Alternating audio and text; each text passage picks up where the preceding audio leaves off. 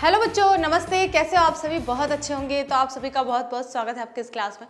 तो देखो बच्चों, यहाँ पर आज हम जो पढ़ने वाले हैं UP board 12th class Hindi, और इसमें अभी तक हमारा जो अशोक के फूल जो चैप्टर था उसके क्वेश्चन आंसर हमने कर लिए थे। आज हम यहाँ पर नया चैप्टर स्टार्ट करने वाले हैं, यानी कि नई यात्रा पे चलने वाले हैं। सबसे पहले मैं एक बहुत ही इम्पॉर्टेंट बात बताऊँगी कि कई बच्चे ऐसे पूछते हैं कि मैम सामान्य हिंदी या फिर साहित्यिक हिंदी में क्या फ़र्क है, हम साइंस वाले स्टूडेंट हैं और हमारी कौन सी बुक है या हमारा सिलेबस कितना है, या साहित्यिक हिंदी वाले बच्चे जो है आर्ट्स के बच्चे हैं जिनके पास हिंदी है और वो पूछते हैं कि मैम हमारा कितना सिलेबस है। तो देखिए बच्चों, जो हमने सिलेबस डिस्कस किया था उसमें से जब भी जो चैप्टर पढ़ाया जाएगा उससे पहले आपको ये बताया जाएगा कि कौन सा चैप्टर आने वाला है, कौन सा चैप्टर नहीं आने वाला है। तो देखिए, शायद मैंने जब सिलेबस डिस्कस किया था उस समय शायद मैंने नहीं बताया था, लेकिन जिस दिन भी मुझे समय मिला मैं आपके सामने फिर से डिस्कस करूंगी एक बार कि कौन सा साहित्यिक हिंदी का है और कौन सा सामान्य हिंदी का है। तो दोनों अलग अलग पार्ट हो जाएंगे, ठीक है। आज जो क्लास है हमारी, जो नया लेक्चर स्टार्ट हो रहा है, नया चैप्टर स्टार्ट हो रहा है, ये साइंस वाले बच्चों के लिए नहीं है। ध्यान रखिएगा, ये सामान्य हिंदी का चैप्टर नहीं है। सामान्य हिंदी में से ये चैप्टर रिड्यूस हुआ है और ये चैप्टर साहित्यिक हिंदी वाले बच्चों के लिए। अब देखिए, साहित्यिक हिंदी और सामान्य हिंदी अलग अलग इसलिए नहीं पढ़ाई जा रही है क्योंकि सिलेबस तो सेम है। कुछ 2-3 चैप्टर है जो सामान्य हिंदी वालों के हटे हुए हैं, बट बुक तो वही है, उसमें से बस हट गए हैं और साहित्यिक हिंदी वालों के जो चैप्टर है वही के वही है पूरे।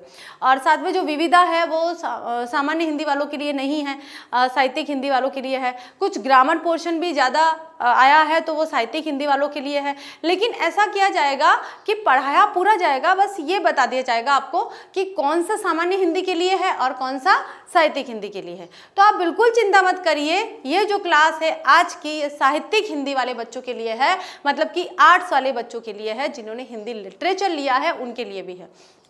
और अगर आपको लगता है, क्योंकि मुझे तो कहीं से और प्राप्त नहीं हुआ है कि लिटरेचर का अलग है या जनरल कुछ जैसे कंपलसरी हिंदी जो होती है वो अलग है, एक यूपी बोर्ड में ही थे थोड़ा सा कन्फ्यूज़न है मुझे, बाकी में तो सब कुछ क्लियर है।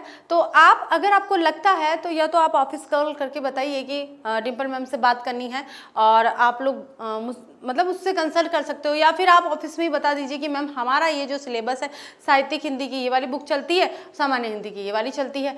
कुछ जहाँ तक मुझे पता है तो कुछ ही चैप्टर है, यानी कि जैसे गद्य भाग में 2 चैप्टर ही है या 2 या 3 चैप्टर होंगे, पद्य भाग में भी 2 या 3 होंगे, ऐसे संस्कृत जो भाग है आपका उसमें भी 2 या 3 चैप्टर होंगे जो हटे हुए हैं और वो साहित्यिक हिंदी वालों के लिए है। तो उससे कोई फर्क नहीं पड़ता है अगर हम क्या पढ़ रहे हैं। तो अब तक मैंने सेकंड चैप्टर जो पढ़ाया था वो वाला नहीं था आप लोगों के, और ये जो 5th चैप्टर है प्रगति के मानदंड, जो 5th चैप्टर है ये भी सामान्य हिंदी वाले बच्चों के लिए नहीं है, ये साहित्यिक हिंदी वाले बच्चों के लिए, ठीक है।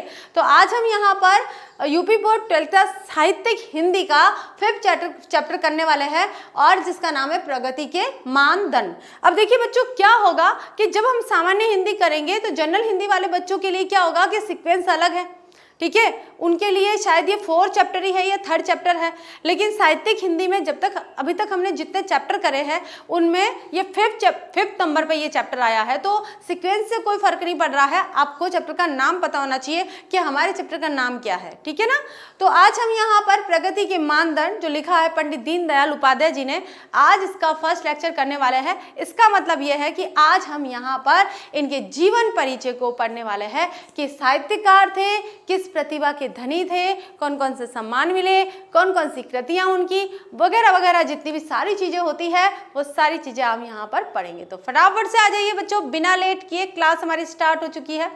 तो यहाँ हम बात करते हैं पंडित दीनदयाल उपाध्याय जी की, और ये है हमारे पंडित दीनदयाल उपाध्याय जी। शत शत प्रणाम करती हूँ मैं इनको, और आप सभी से भी कहती हूँ कि ये साहित्यकारों की ही बदौलत है कि हम हमारे इतिहास को जान पाए हैं, हमारे समाज को जान पाए हैं, हमारे धर्म को जान पाए हैं। बहुत सारी चीज़ें हैं जो धर्म को जानने में हमारी मदद करती है।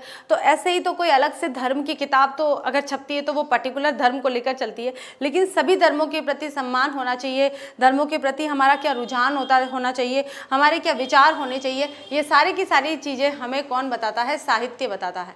तो ये साहित्य प्रेमियों की ही बदौलत आज हम इस ज्ञान से विज्ञ है, यानी कि हम इस ज्ञान को जान पाए हैं। ठीक है, तो शुरू करते हैं।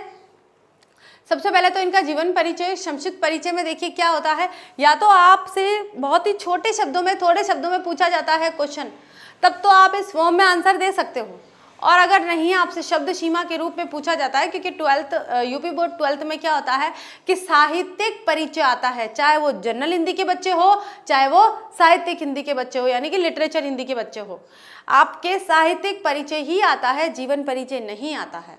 तो आपको साहित्यिक परिचय ही याद करना होगा, सिर्फ और सिर्फ जीवन के बारे में नहीं, उनके साहित्य में क्या स्थान है, उन्होंने साहित्य को क्या दिया है, उनकी जो भी देन है, उनकी कृतियां तो जीवन परिचय में भी लिखते हैं, लेकिन साहित्य के क्षेत्र में उन्होंने क्या योगदान किया है वो भी इसके अंतर्गत आएगा। ठीक है, तो शुरू करते हैं। सबसे पहले देखिए, जन्म की बात करते हैं तो 25 सितंबर 1916 ईस्वी में उनका जन्म हुआ था।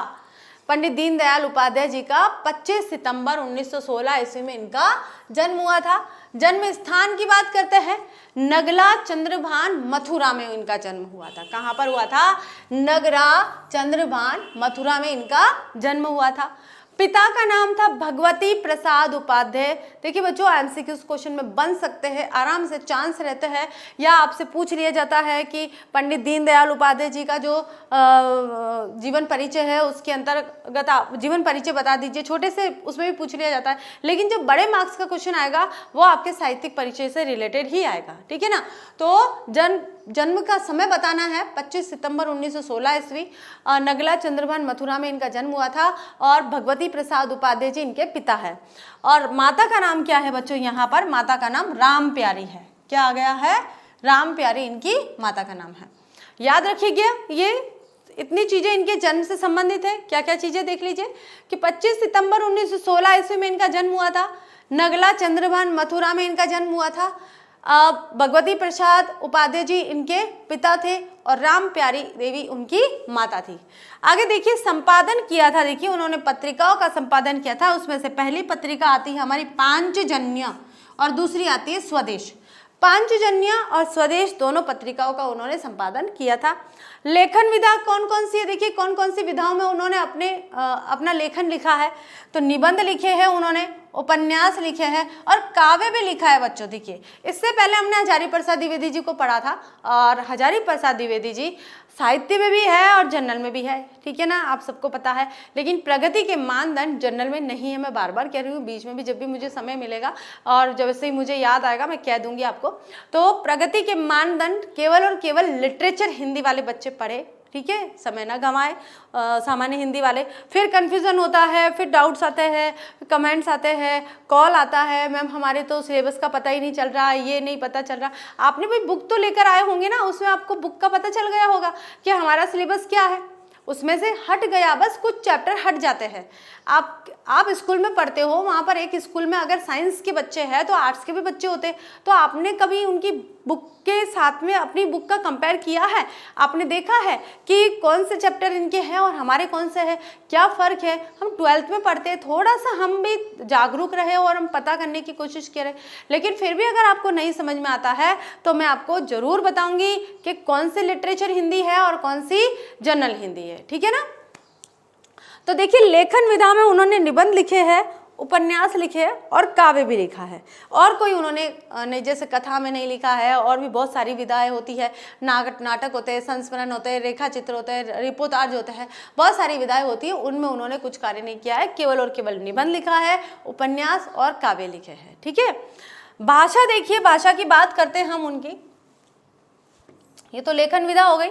अब भाषा की बात करते हैं। जन प्रचलित आम बोलचाल की भाषा का प्रयोग करा है, किसी कोई साहित्यिक खड़ी बोली का प्रयोग नहीं किया है, जो समझने में आसान नहीं होती है। संस्कृत निष्ठ खड़ी बोली होती है साहित्यिक खड़ी बोली, और ये छायावादी युग के कवियों ने या उनके साहित्यकारों ने करा है। अधिकांश आप द्विवेदी युग के परवर्ती जो थे, द्विवेदी युग के परवर्ती का मतलब होता है जब द्विवेदी युग समाप्त होने वाला था और छायावाद का शुभारंभ हो गया था, उस समय के साहित्यकारों ने भी साहित्यिक हिंदी का प्रयोग करा था। उसके बाद आती है छायावाद। छायावाद में तो पूर्ण रूप से साहित्यिक हिंदी खड़ी बोली का प्रयोग किया गया था। उसके बाद फिर प्रगतिवाद आता है, या छायावादोत्तर काल जो है उसको प्रगतिवाद कहा जाता है, तो उसमें भी साहित्यिक हिंदी का प्रयोग किया गया है। और फिर साहित्य में खड़ी बोली को एक सर्वोच्च स्थान पर रख दिया है कि खड़ी बोली में ही काव्य रचना है या साहित्य की रचना है, वो सारी चीज़ें होती गई थी। तो यहाँ पर बात करते हैं कि पंडित दीनदयाल उपाध्याय जी की जो भाषा थी वो कैसी थी, आम बोलचाल की भाषा थी जिसे पाठक पढ़कर सहजता से आत्मसात कर सकता था। तो ये पेज हमारा क्लियर हो गया है। फटाफट से बता दीजिए कि हमको याद हो गया है कि दीनदयाल उपाध्याय जी का जन्म कब हुआ था, 25 सितंबर 1916 ईस्वी में नगला चंद्रभान मथुरा में हुआ था। इनके पिता का नाम भगवती प्रसाद उपाध्याय जी और इनकी माता का नाम राम प्यारी था।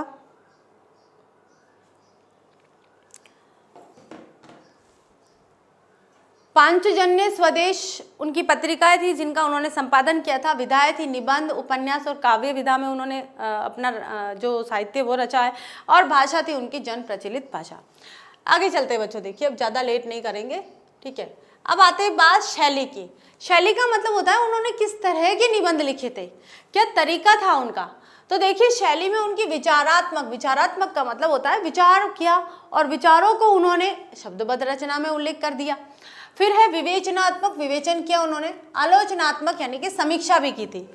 कई ऐसे साहित्यकार थे जिनकी रचनाओं की उन्होंने आलोचना भी की थी, उनके गुण दोषों को भी बताया था। इसलिए क्या क्या था, विचारात्मक, विवेचनात्मक और आलोचनात्मक उनकी शैली थी। इसी शैली में उन्होंने अपने साहित्य को रचा है।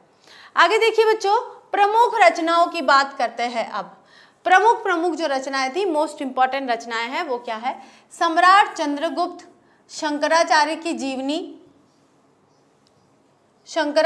जीवनी, एकात्म मानववाद, भारतीय अर्थनीति, दशा और दिशा आदि। तो ये आप इतनी इंपॉर्टेंट रचनाएं लिख लेते हो तब भी काफ़ी रहता है। अभी तो अगर हम डिटेल वाला जो लिखेंगे, थ्योरी वाला, जैसे हम पैराग्राफ फॉर्म में या ऐसे टेबल फॉर्म में ना लिख के हम डिटेल में अगर जीवन परिचय लिखते हैं तो क्या होगा कि आप कम ही लिख सकते हो। और डिटेल में क्या आपको ज़्यादा रचनाएं भी आती है, तो उनमें से ज़्यादा रचना याद करोगे तो उसमें कम से कम 10 याद करते हो तो 5 और 6 तो आपको याद रहेगी। इसलिए कहते हैं कि आप कम से कम मतलब याद करने की नहीं, ज़्यादा से ज़्यादा याद करने की कोशिश कीजिए, ठीक है। आगे देखिए, मृत्यु की बात करते हैं यहाँ पर कि पंडित दीनदयाल उपाध्याय जी की मृत्यु कब हुई थी। 11 फरवरी 1968 ईस्वी में उनकी मृत्यु हुई थी। 1916 में उनका जन्म हुआ था और 68 में उनकी मृत्यु हो गई थी। तो ये है उनका जीवन परिचय, ये आपको याद रखना है।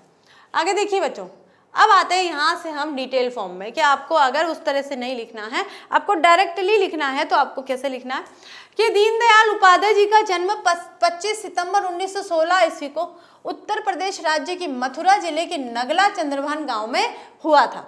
क्लियर हो गया है।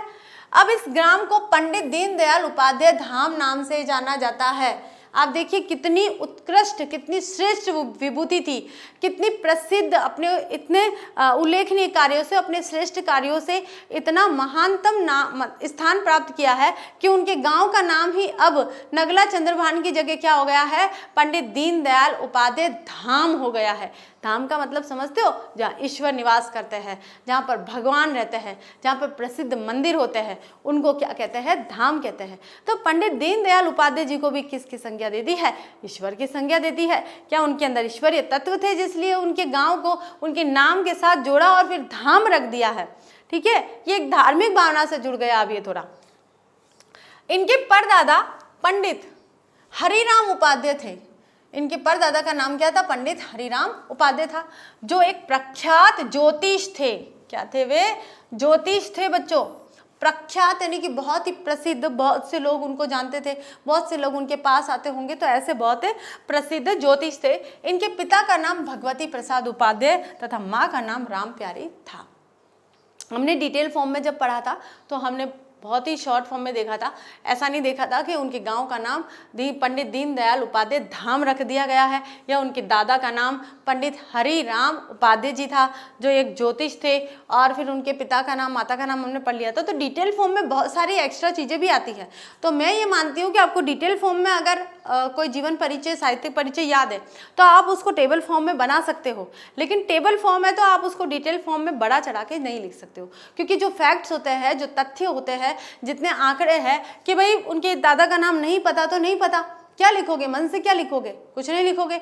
या उनके नाम पर उनके गांव का नाम रखा गया था, तो अगर आपने डिटेल फॉर्म में पढ़ा है तो आप लिख सकते हो, अगर नहीं पढ़ा है तो आप कैसे लिखोगे, मन से तो हम लिख नहीं सकते, ठीक है ना। तो आप इस तरह से भी आपको याद होना चाहिए। अब देखिए बच्चों, आगे क्या कह रहा है कि इनके पिता जलेसर में सहायक स्टेशन मास्टर के रूप में कार्यरत थे। स्टेशन मास्टर मतलब रेलवे विभाग में, तो रेलवे डिपार्टमेंट में ये स्टेशन मास्टर थे। और कहाँ पर थे ये, जलेसर में थे। कहाँ थे ये, जलेसर में। और माँ बहुत ही धार्मिक विचारधारा वाली महिला थी। इनके छोटे भाई का नाम शिवदयाल उपाध्याय था। दुर्भाग्यवश मात्र 2.5 वर्ष के ही थे तभी इनके पिता का असामयिक निधन हो गया था। कौन 2.5 वर्ष के थे, पंडित दीनदयाल उपाध्याय जी मात्र 2.5 वर्ष के थे, यानी कि 2 साल और 6 महीने के थे, उसी समय उनके पिता का देहांत हो गया था। इसके बाद इनका परिवार राजस्थान राज्य के जयपुर जिले के गांव धनकिया, राजस्थान राज्य के जयपुर जिले के गांव धनकिया में इनके नाना के साथ रहने लगे। कि भाई जब पिता चल बसे तो माता अपने बच्चों को लेकर ननिहाल में आ गई और नाना के पास जो जयपुर में थे और धनकिया गांव में थे वहां पर वे रहने लगे। यहाँ परिवार दुखों से उबरने का प्रयास ही कर रहा था कि तपेदिक रोग के इलाज के दौरान इनकी माँ 2 छोटे बच्चों को छोड़कर संसार से चली गई। अब देखिए पैतृक गांव में जब वे जलेसनी नगरा चंद्रभान में थे, वहां पर उनके पिता का देहांत हो गया था 2.5 वर्ष की उम्र में, और 2 छोटे बच्चों को छोड़कर उनकी माता भी ननिहाल में धनकिया गांव जो जयपुर में है वहां पर उनका भी निधन हो गया था। इनका मात्र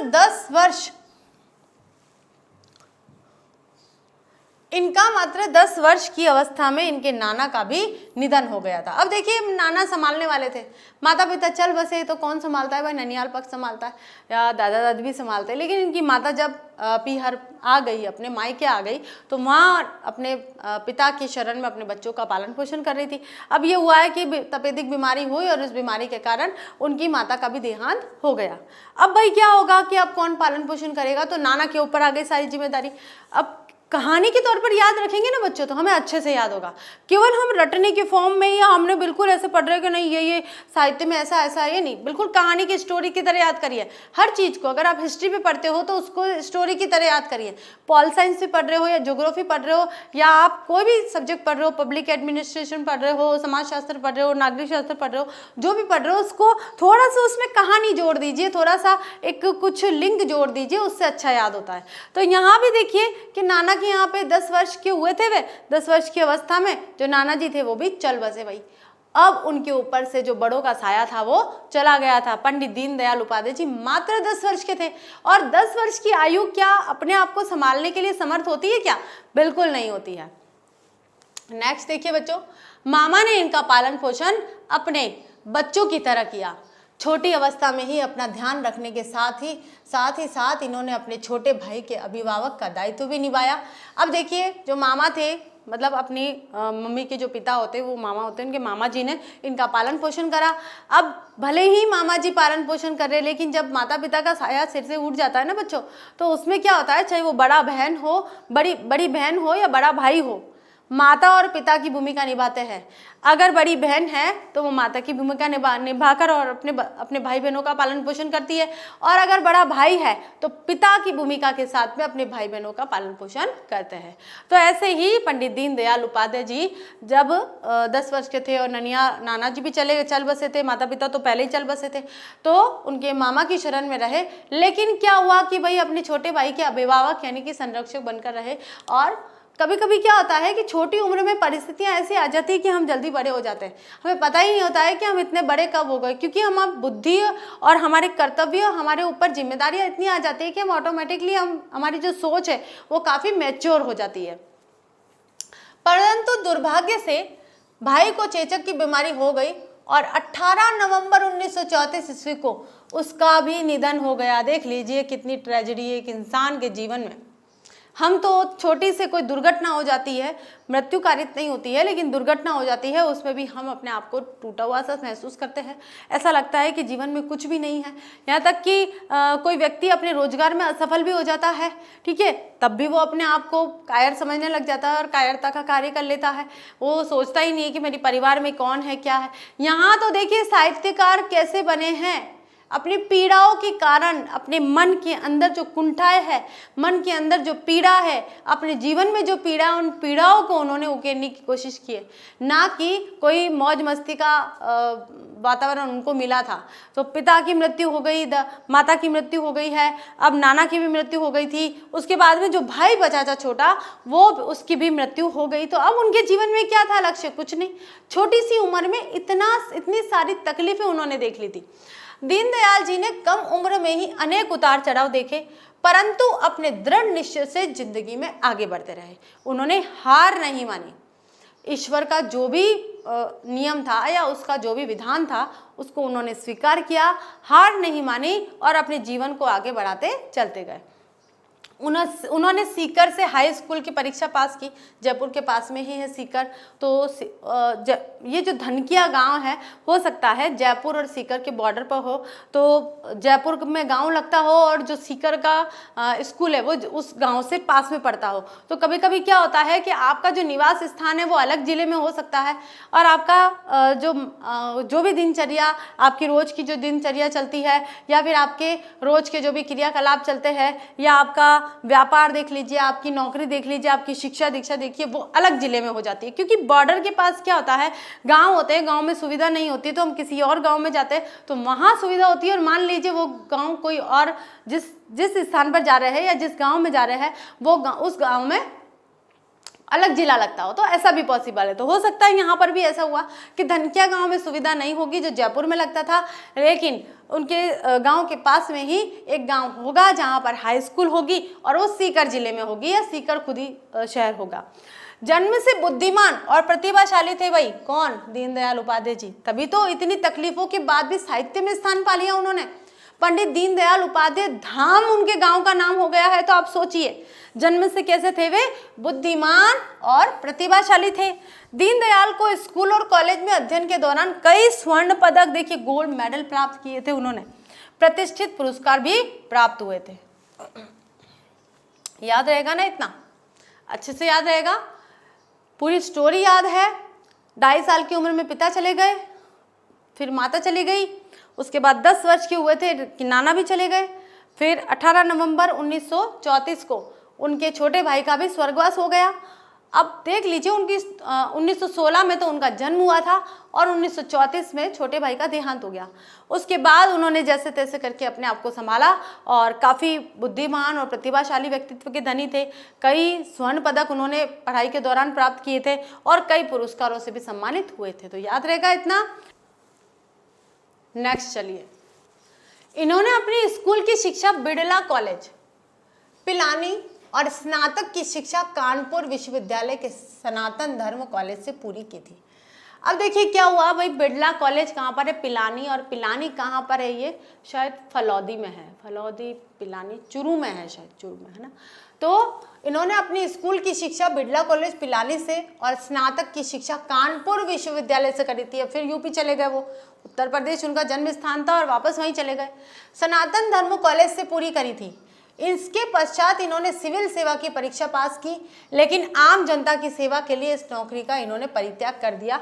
इनको लगा कि मैं सिविल सेवा की अगर नौकरी करता हूं तो मैं आम जनता की सेवा नहीं कर पाऊंगा। उनके जीवन का जो लक्ष्य था वो क्या था? दीन दुखियों की सेवा करना।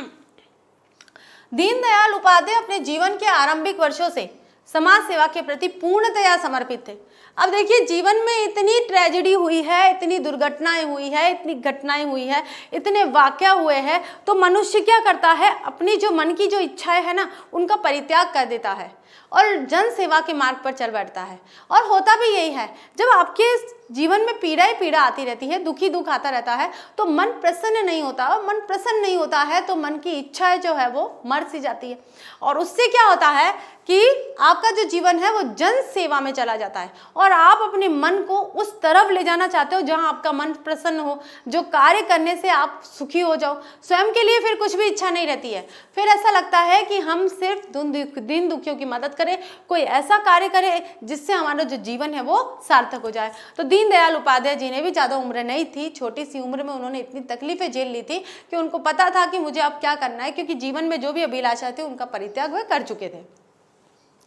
दीनदयाल उपाध्याय अपने जीवन के प्रारंभिक वर्षों से समाज सेवा के प्रति पूर्णतया समर्पित थे। वर्ष 1937 में अपने कॉलेज के दिनों में कानपुर में राष्ट्रीय स्वयंसेवक संघ आरएसएस के साथ जुड़े। आरएसएस स्वयं सेवक संघ बोलते हैं, इसको शाखा के नाम से भी जानते हैं, भाई ये शाखा में, ये आरएसएस में है, ठीक है। विश्व हिंदू परिषद का भी एक ये भाग है, ऐसे ही। तो 1937 में वे अपने कॉलेज के दिनों में ही, 1934 में उनके भाई की मृत्यु हो गई, 1916 में वे जन्मे थे और 1937 में आते आते वे आरएसएस से यानी कि राष्ट्रीय स्वयंसेवक संघ से वे जुड़ गए थे। क्लियर हो गया है। अब नेक्स्ट देखिए, वहां इन्होंने आरएसएस के संस्थापक डॉक्टर हेडगेवर से बातचीत की और संगठन के प्रति पूरी तरह से अपने आप को समर्पित कर दिया। और ये संगठन जन सेवा के लिए ही है। यहाँ पर कोई किसी प्रकार की आपको आमदनी या कोई वेतन नहीं मिलेगा। यहाँ तो आप जनता के सेवक है और आपको सेवा करनी है, स्वयं की भी सेवा करनी है, साथ में इस देश की भी सेवा करनी है। देश के लिए हर समय लड़ने के लिए खड़े होना या तैयार रहना है आपको। आगे देखिए बच्चों, वर्ष 1942 में कॉलेज की शिक्षा पूर्ण की। आरएसएस में जुड़े रहते हुए ही उन्होंने पढ़ाई जारी रखी। करने के बाद इन्होंने न तो नौकरी के लिए प्रयास किया और न ही विवाह किया, बल्कि संघ की शिक्षा का प्रशिक्षण प्राप्त करने के लिए आरएसएस के 40 दिवसीय शिविर में भाग लेने नागपुर चले गए। अब देखिए, इसमें भी आरएसएस में भी क्या होता है कि इसमें भी first year, second year, third year होता है। अब जो फर्स्ट ईयर करा हुआ है और जो सेकेंड ईयर करा हुआ है, तो सेकेंड ईयर वाला फर्स्ट ईयर से जैसे आपकी सीनियरिटी है, जितने साल आप आरएसएस में दोगे उतने आपकी सीनियरिटी बढ़ती जाएगी। तो ये 40 दिन की क्या होती है बच्चों, ये ट्रेनिंग होती है। इसमें सिखाया जाता है कि किस व्यक्ति को किस तरह से कार्य करना चाहिए। देश सेवा के कई मानदंड इनको या कई पहलुओं को सिखाया जाता है, ठीक है। तो याद हो गया आपको कि उन्होंने ना तो कॉलेज करने के बाद ना तो उन्होंने नौकरी करी और ना उन्होंने विवाह किया, बल्कि संघ को, देश की सेवा में अपने जीवन को समर्पित कर दिया, अपने शरीर को उन्होंने दे दिया। तो शिक्षा प्रशिक्षण प्राप्त करने के लिए आरएसएस के 40 दिवसीय शिविर में भाग लेने नागपुर चले गए। तो 40 दिवसीय शिविर में भाग लेने के लिए वे कहाँ गए थे? नागपुर गए थे। तो नागपुर से अगर कोई शिक्षा ले लेता है, आरएसएस की ट्रेनिंग ले लेता है, तो फिर वो बड़े उच्च पद पर आसीन हो जाते हैं।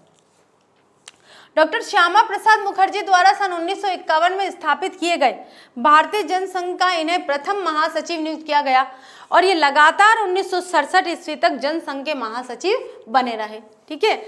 आगे देखिए, इनकी कार्य क्षमता, खुफिया गतिविधियां और परिपूर्णता के गुणों से प्रभावित होकर डॉक्टर श्यामा प्रसाद मुखर्जी कहते थे कि यदि मेरे पास 2 दीनदयाल हो तो मैं भारत का राजनीतिक चेहरा बदल सकता हूं। तो आप सोचिए, एक दीनदयाल के होने के बाद वे ऐसे सोच रहे कि अगर मेरे पास 2 होते तो ये पूरा भारत बदल जाता, कि यदि मेरे पास 2 दीनदयाल होते तो मैं भारत का चेहरा ही बदल देता, भारत का जो स्वरूप था उस समय वो बदल देते।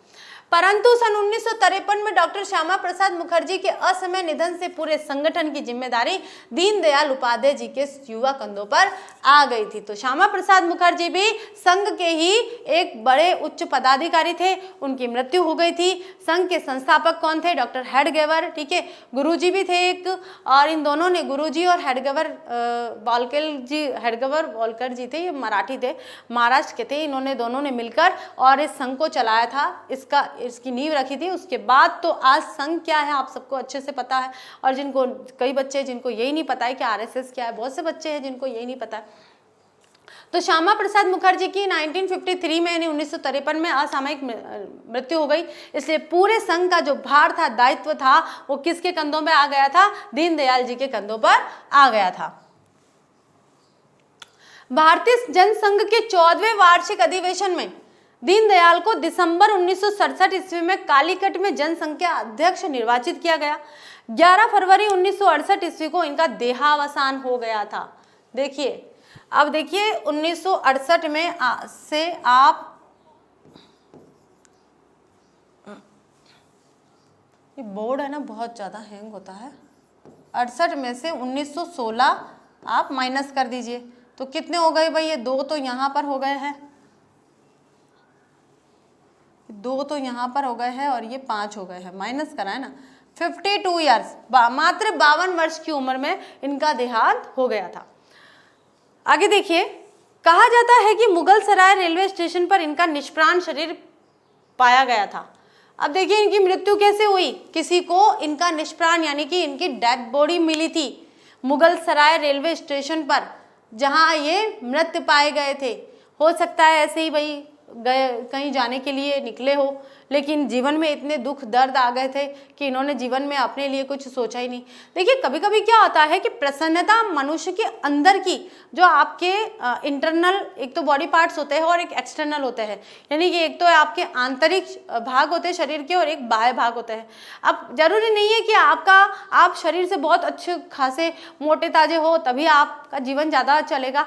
आप मन से प्रसन्न होने चाहिए। अंदर हमारा अंतर मन अगर दुखी है तो उसकी उम्र वैसे ही कम होती जाएगी।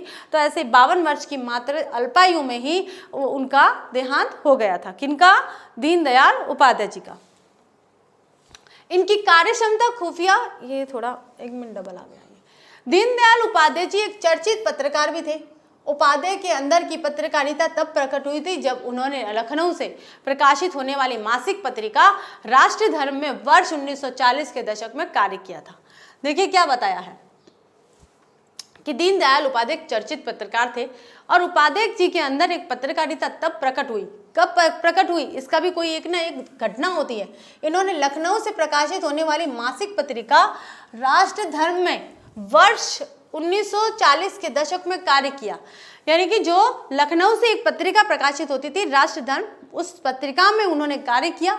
एक वर्ष तक 1940 के दशक में कार्य किया और अपने आरएसएस के कार्यकाल के दौरान, जब वे आरएसएस के अध्यक्ष थे, उस अध्यक्षता के दौरान इन्होंने एक साप्ताहिक समाचार पत्र पांचजन्य और एक दैनिक समाचार पत्र स्वदेश, ठीक है देख लीजिए बच्चों, स्वदेश। पांचजन्य क्या है? साप्ताहिक, जो 7 दिन में निकलता था। बहुत ही ज्यादा हैंग होता है ये,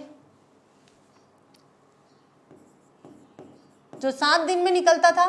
और स्वदेश कौन सा है बच्चों? जो दैनिक निकलता था, रोज निकलता था, दैनिक, याद रखिएगा। तो पांचजन्य उनका साप्ताहिक समाचार पत्र था और स्वदेश उनका दैनिक समाचार पत्र था। राष्ट्र धर्म में जब उन्होंने कार्य किया 1940 के दशक में, वहां उन्होंने सीखा कि पत्रिकाओं का संपादन क्या है। कार्य करने के बाद में पता चलता है। फिर उन्हें स्वयं का पांचजन्य और स्वदेश पत्रिका का संपादन भी किया। इन्होंने नाटक चंद्रगुप्त मौर्य और हिंदी में शंकराचार्य की जीवनी लिखी है। यानी कि नाटक लिखा है और जीवनी भी लिखी है, और वो भी किसकी लिखी है?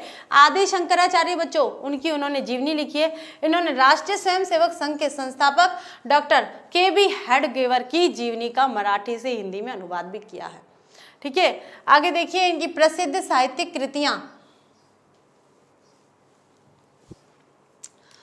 प्रसिद्ध साहित्यिक कृतियों में सम्राट चंद्रगुप्त, जगत गुरु शंकराचार्य, अखंड भारत क्यों, राष्ट्र जीवन की समस्याएं, राष्ट्र चिंतन और राष्ट्र जीवन की दिशा आदि है। देखिए क्या है बच्चों, देख लिया आपने।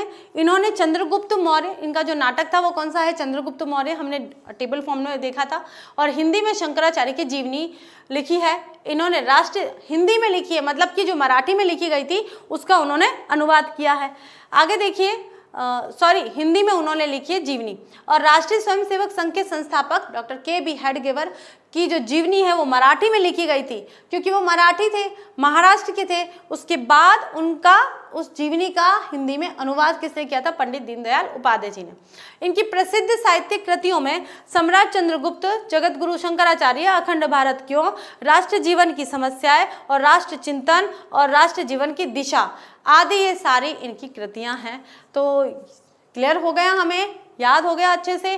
काफ़ी हद तक काफ़ी चीज़ें आपको याद हो गई होगी, और ये आपको याद करना ही है, क्योंकि याद नहीं करेंगे तो कुछ बनने वाला नहीं है।